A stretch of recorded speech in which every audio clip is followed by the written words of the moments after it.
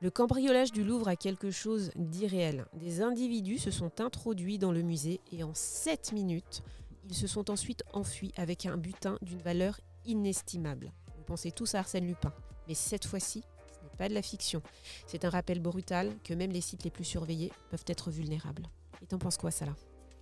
Alors, c'est difficile de commenter une enquête, avec une enquête en cours, mais effectivement, c'est spectaculaire et ça touche tout le monde. Enfin, je veux dire, aujourd'hui, le musée du Louvre, c'est l'un des endroits les plus visités de France dans le monde entier.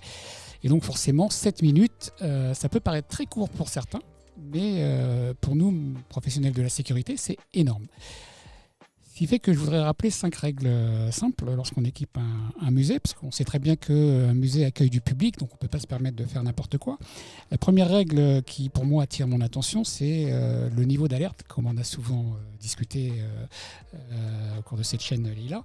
Donc, c'est de prévenir en amont. C'est-à-dire que, tu vois, dans le cadre du camion nacelle qui s'introduit au pied de la fenêtre, ce serait déjà un premier niveau d'alerte, un deuxième niveau d'alerte une fois qu'il s'approche de la fenêtre, un troisième niveau d'alerte une fois qu'il a fracturé la fenêtre. Et là, je te laisse imaginer la suite.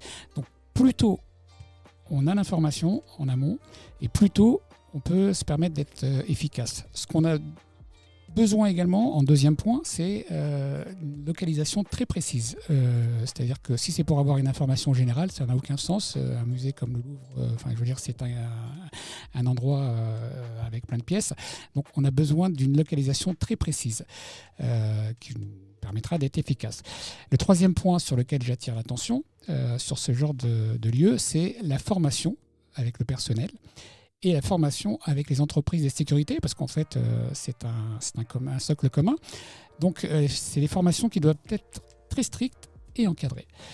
Le quatrième point sur lequel on insiste, mais il faut que vous l'ayez en tête, c'est-à-dire que oublions piloter derrière le portable, etc. ou autre, sur ce genre d'événements comme les autres, aucune connexion avec Internet, forcément, pas de problème de cybersécurité ou autre, tout se fait en local et la transmission de l'alarme se fait effectivement sur les pouvoirs publics, mais je veux dire, pas de connexion à Internet. Et enfin, l'un des cinquièmes points, Leïla, sur lequel j'assiste toujours, et tu le sais, c'est la rigueur, parce que dans ce genre de lieu, sans rigueur, on est foutu. On peut frôler la catastrophe et c'est ce qui s'est passé sans commenter ce dimanche matin.